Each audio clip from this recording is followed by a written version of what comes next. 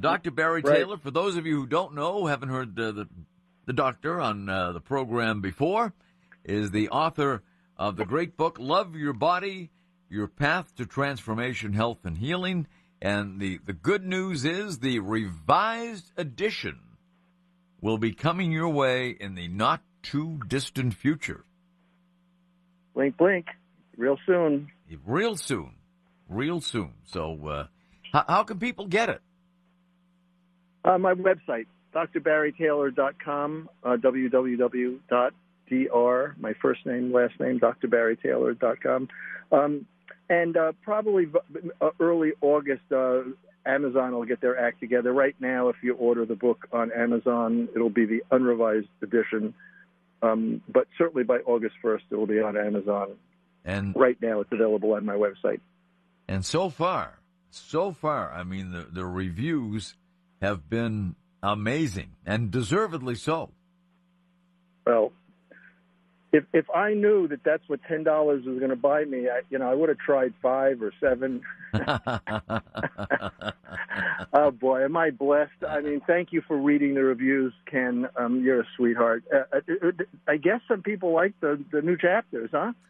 Yeah, they were pretty glowing reports. Yeah, and it's true. I mean, they have been, it touches, what we're going through right now. I mean, it really, the timing of it is excellent. And, it just, it acknowledges what we have been through, what we've been dealing with, and what we continue to deal with in our everyday lives. It's such a time, as you and I have talked the last many weeks, for all of our insecurities. Some of our insecurities are really front and center and troubling us. Some of us don't have conscious insecurities, but, we're all normal. None of us are perfect. This is like the rug's been pulled out from underneath us, particularly Republican or Democrat. Let's not get into that, Ken, about who do you trust, who do you listen to, should we all be wearing masks, should we not be wearing masks? It's such a sea of uncertainty that my intention with you, whether we were talking about supplements or now we'll talk about communication today, is for people to really get a sense of being confident that, that they really have more capacity, despite that the virus is virulent, unless you think it's a Bill Gates hoax and, unless you're going down that river. That the degree to which so many wonderful people, by not thousands or tens, but evidently millions, are understandably so insecure, so uncertain. It's such an uncertain time because our freedoms, we're so restricted.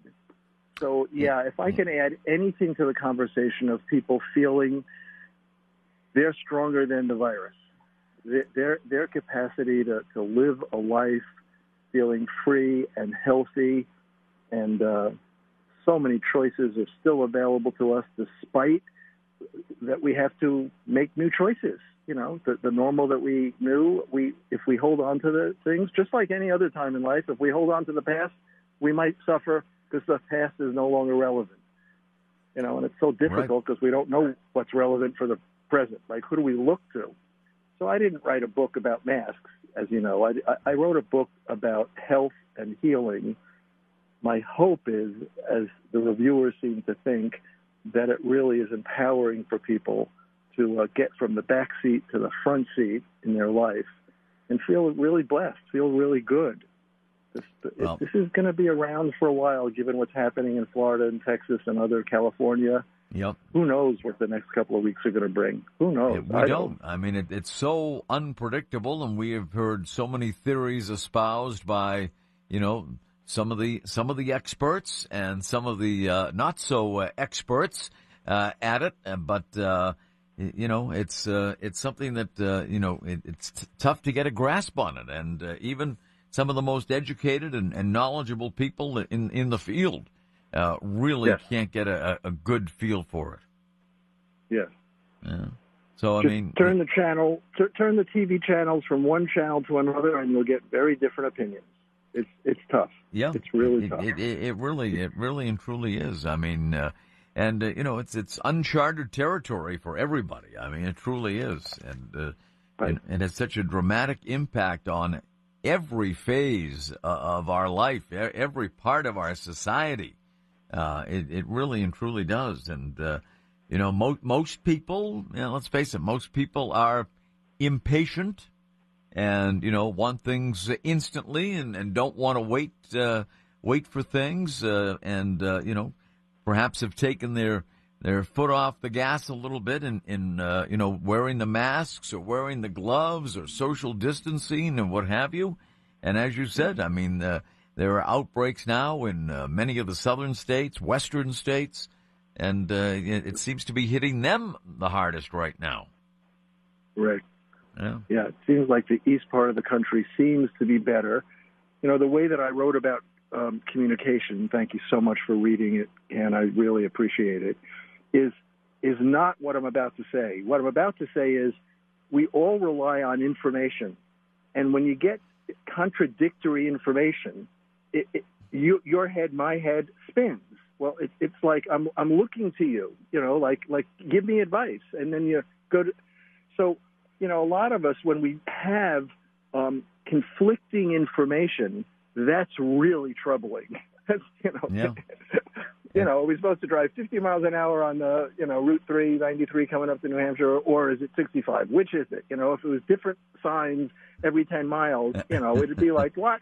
Yeah. No, it's true though. I mean, and this has been the case, since the outbreak began. I mean, there's been conflicting information. I mean, listen to 10 doctors even, and you're going to get 10 different theories. So what I wrote about in my book that we didn't get to last show, which is fine because it could be my favorite chapter in the book, might even expand it to be its own book, is that one of my hobbies the last, I'm going to say 20 years or so, was to really break down meticulously, and I'm still a student, but, to say that I'm an expert would be only because I'm so curious and continue to want to learn. And then in my most intimate relationships, of course, those are challenging, and other relationships are easy. But communication is more than information exchange. Communication is more like communing. So the chapters, as you know, wrote, how do they relate to health? How do they relate to healing? Well, information exchange, you and I could talk about, vaccinations are either going to be helpful or they're not. The flu vaccine is a... Did we lose? No, I thought we lost all the you. time. So to rely on information like we're all hanging like a diet, like we can't wait for the vaccine to come out, would be, maybe there's something else. But the way I talk about communication has more to do with feeling heard. I think your dog is trying to communicate with you right now, Dr. Barry. Honey, who are you communicating with? Come sit down. It's live radio, folks. It's live radio. You never know what to expect. Yeah, I'm the pioneer who's going to the beach just to make sure that Ken and Jason is going to be okay for you. Yeah. Honey's a labradoodle. She'll love the water. Yeah, no doubt. So communication, as it affects health and healing, is really about where somebody's coming from. What kinds of issues have they not fully resolved in their life? I'll give you examples, but I can give you many, many examples. So I'm dealing with a man in his mid-30s, and we do a process, and I'm looking at things like zinc, things that you and I have talked about, allergies. And he's had lots of allergies, and he's symptomatically 20, 30, 40% better. He's certainly better. But something's going on, and so I do a process with him, and his allergy started when he was 7 or 8 years old, and he wasn't allowed to go to one of his grandparents' funerals. A young child, 7 or 8, his parents didn't think he should go to the funeral. And in his world, he never got to say goodbye to his grandparent who he was close with. And we did a process where the grandparent was deceased, where he could communicate. I know this is a little California, but just stay with me. Mm-hmm. And he could get in touch with the things that he wasn't listening to within him. In his case, it was sadness. And within a month, his allergies completely went away. Like, just completely went away. Mm. Another person I did a process with, and she was coming to see me for infertility. And she had adopted several children and wanted to know if I could help her conceive. She was in her mid-30s. And after doing some things physically and did some things about whether her husband's sperm was being killed and whether it was compatible inside her and whether she had eggs and the kinds of things that somebody would do to see if somebody were competent to have a child. And I was working with her nutritionally to get her body strong. I scratched my head. I listened. I said, okay, let's do a process. She did a process, and what came up for her, completely in my blind side, was that her father was rather critical and would wash her mouth out with soap on a regular basis when she was young. Yeah. And I did a forgiveness, in the original book there's a chapter on forgiveness. I did a forgiveness process with her. We came back, we did something else, and 3 months later she was pregnant, she conceived. Wow. And she was clear that there was something she wasn't listening to. So for me, communication is, how am I listening to you? When you speak to me, I'm looking at your body posture, I'm listening to your tone. But most of us, when we communicate with one another, we're mostly to almost entirely just listening to content, just like what's coming out of your mouth. Right. Yeah. One of the things that real effective communicators do is they don't just listen to content, they listen to where a person's coming from. So that you're not just agreeing or disagreeing. So a lot of times with parents, I'll say, if your child, 7, 8, 9, 10, 11, 12 years old, says something, rather than just immediately saying, God, why would you think that? That's so smart, or that's so stupid. Why don't you just thank them for speaking? Why don't you just thank them for being willing to express themselves? Oh, very true. Very true. So in this thing of COVID, where our heads are spinning, like should I or shouldn't I, about so many different things, there's also the ongoingly as human beings, I think one of the factors that relates to health and healing is how effective are you? Are you just hitting the ping pong back, when people converse about content, or are you acknowledging somebody for where they're coming from? Are you letting them know before you agree or disagree that you're glad they're speaking? Again, I have a particular orientation that I'd rather somebody say something than not say something. It's very difficult to be a mind reader. Very, very difficult to presume. How many times have I presumed what somebody's thinking and they weren't? There was just stuff going on in my head. Yeah, exactly. Yeah. So Honey is quieting it down. She's quieting down. she's quieting down. Okay. I have hypnotized her. She's in a doggy trance. Oh, okay. Oh, man. Well, she was just communicating, that's all, and expressing her feelings. Right. And I have to take advanced dog language classes to make sure I can communicate. Thank you for barking. Ken really appreciates it, honey. Thank you. It shows that we're live on the radio here. There's nothing canned about this. We're live and local. Right. So what tickled you when you read the chapter? What do you want to ask me? How can we? And if any callers want to call in and ask questions, that's always great. Is there anything that spoke to you? This is a talk show, so we share a lot of opinions, and and not always ones that everyone will agree with for sure. I mean, that's why they're opinions. Everybody has their own opinion, right? And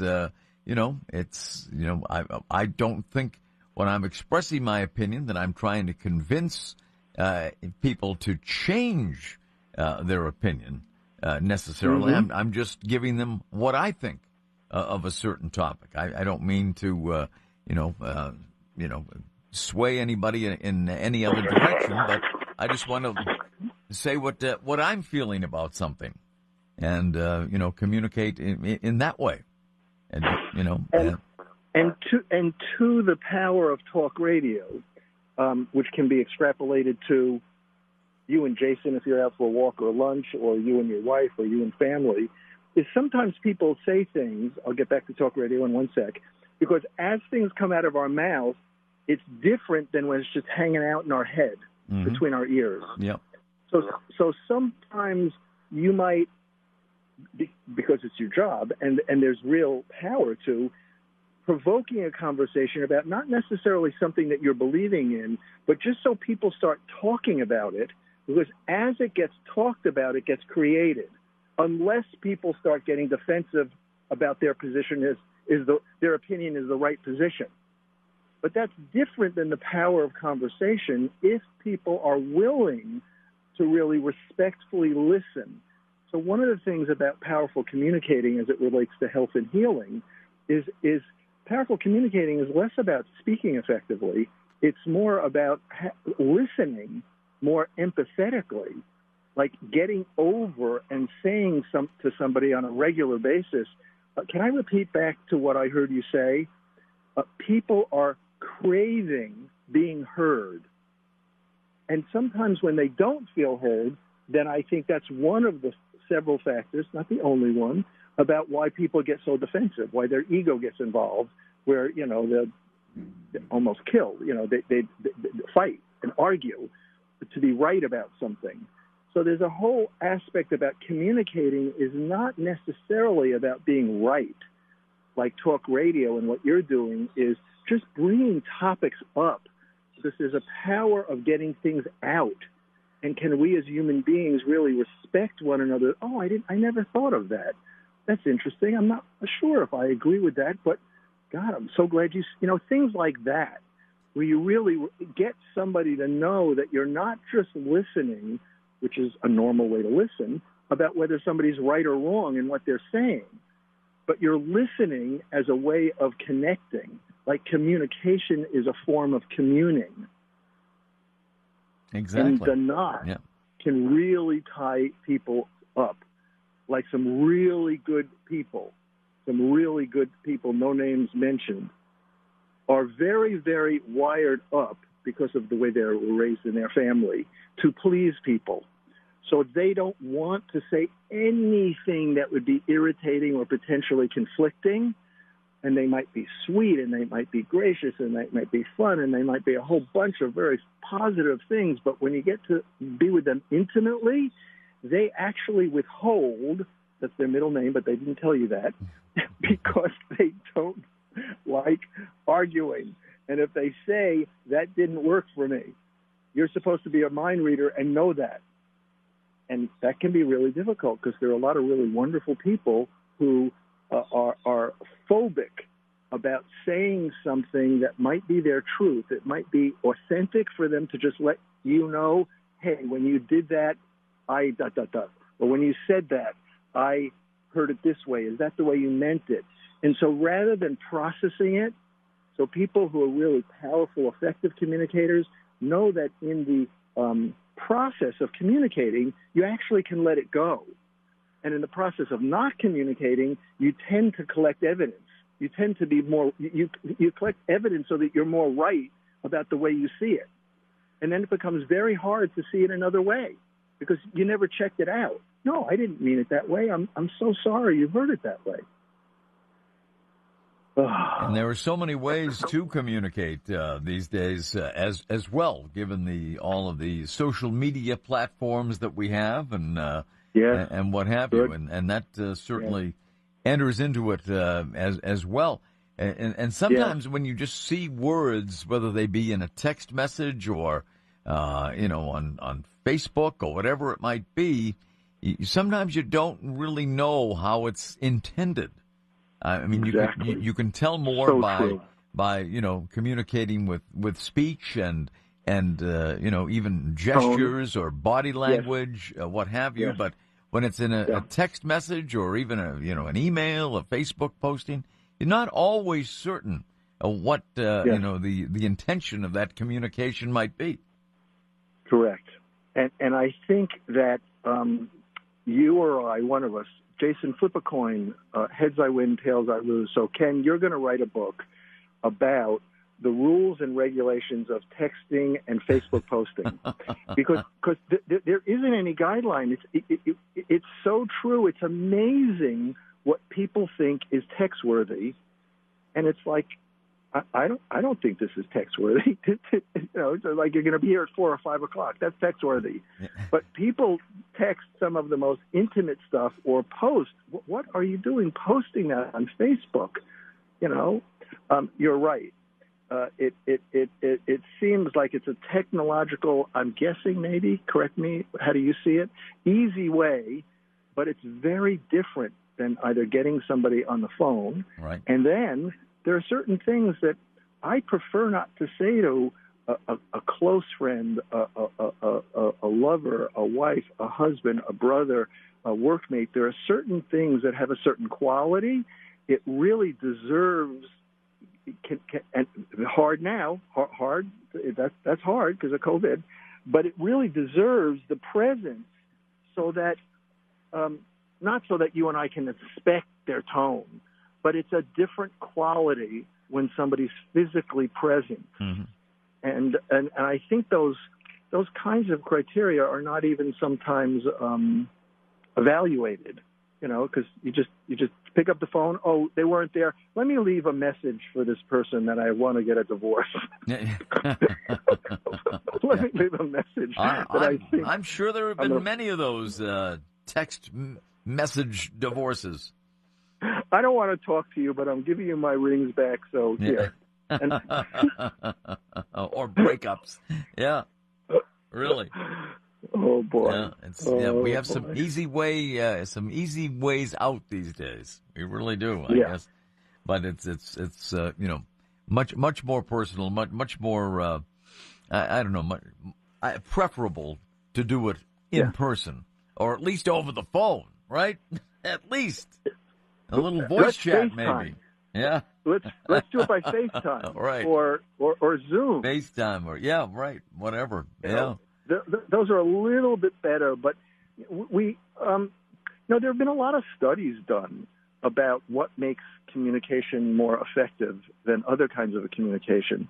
And tone, you mentioned, and body posture are higher than content in terms of what makes effective communication. So it's not like a rule. You've got to make eye contact. It's not, because sometimes maybe a person who's blind, but their other senses are so heightened. There is a quality of presence that's hard to duplicate on Zoom, very difficult or impossible, but let's say difficult on texting or technological communication. That's different than when you're just sitting with somebody and holding hands. Let's not make it too esoteric, Ken. We don't have to do some seance, with incense and chimes and bells. But, most anybody listening to the program, unless they're 10 or 15 years old, has had an experience when you're with somebody and you're able to resonate with them, that they start to say something and you just get it. You don't have to say anymore. There's a certain energetic presence.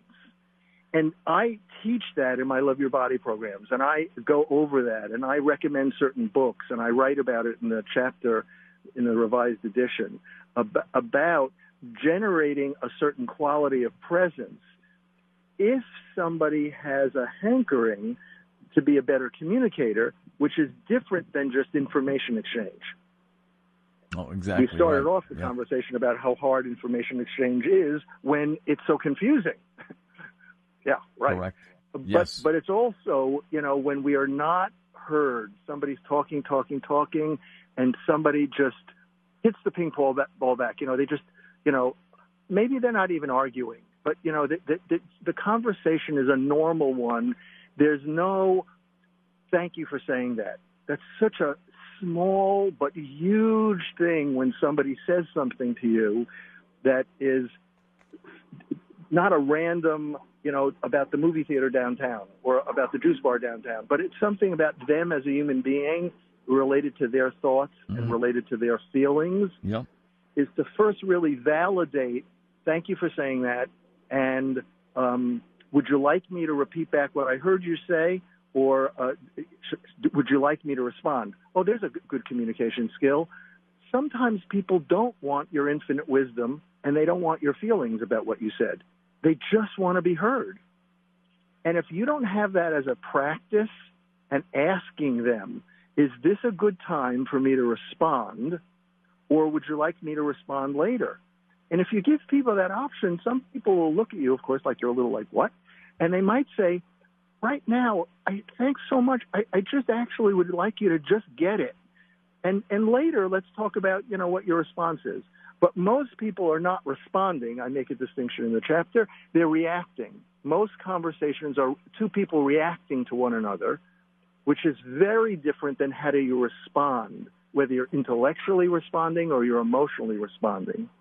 So I have this thing that a lot of people, when there is an emotional stress component to their asthmas, their colitis, their migraines, their cancer, is you ask, and it's not rocket science, how much in their life have they not felt heard? How much do they feel like they've got to argue because of one reason or another? It's just a script. It's just the way they've been conditioned.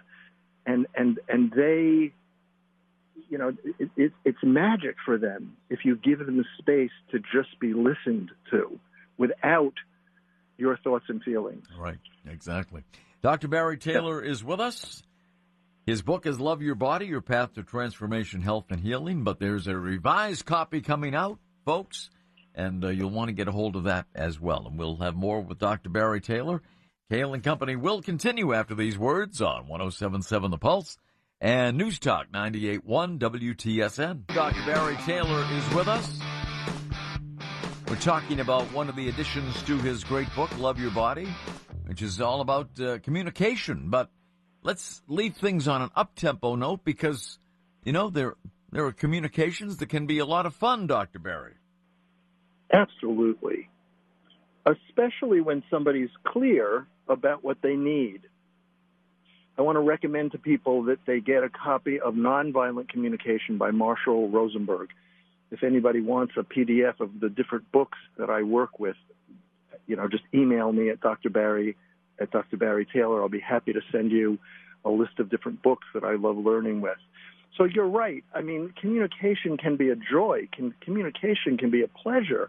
Communication can be fun, particularly when somebody is not just saying, I want.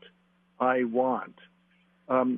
use an example, Ken, of a spouse or somebody in a partnership saying, I want to go to this movie. And let's make it a man. The man says, what movie? And the woman says, this movie. And the guy says, nah, that's a chick flick. I don't want to go see that. I don't want to do that. And the conversation, the woman says, well, we never go to the movies anymore. And I really want to go see that with you. And it goes down a rabbit hole of people having a breakdown. Now, if people had some nonviolent communication skills where they had distinction of needs, it could be a more joyful conversation where a woman could say, could be either way, it doesn't have to be a woman, but the woman says, I'd like to go to this movie with you. And the man says, what movie? And no, I don't want to go see that. Well, if either of them knew about needs, one of them could scratch their head, take a deep breath, and the woman could say, well, there is something about wanting to share that movie with you. But when I really think about it, I have a need to spend time with you. We haven't spent time together. And then the man could say something like, okay, I'd love to spend time with you, and make a counteroffer, So we have a common need, but we have different wants. And in nonviolent communication, this guy Marshall Rosenberg has some wonderful ways of communicating to exactly what you say, make negotiation, whether in business or intimate relationships or friendships, playful, where people can be clear, I have a need for appreciation. I have a need for connection. I have a need for acknowledgement. I have a need to be playful. And that's different than not everybody's going to want what you want, and it could be disappointing. I really am disappointed. I wanted to go to that movie with you, and I could see it with a girlfriend, but, but the need is actually senior to the want. You hear what I'm saying? And people could be way more authentic with speaking their wants by communicating and be clear, well, what is the need? Because the model of nonviolent communication is when your needs, my needs, our needs are not spoken or not met, that's when we get frustrated, angry, and we have a lot of negative emotions. Right. You can be disappointed that somebody doesn't want to go to that movie with you. You're really counting on going to that movie. But when you say something as simple as, well, if one person says, well, I don't want to see that movie, but I really can see that we haven't connected in a way. Would you be willing to connect another way? That's the need that both of them might have. Could be another need, could be a need for fun.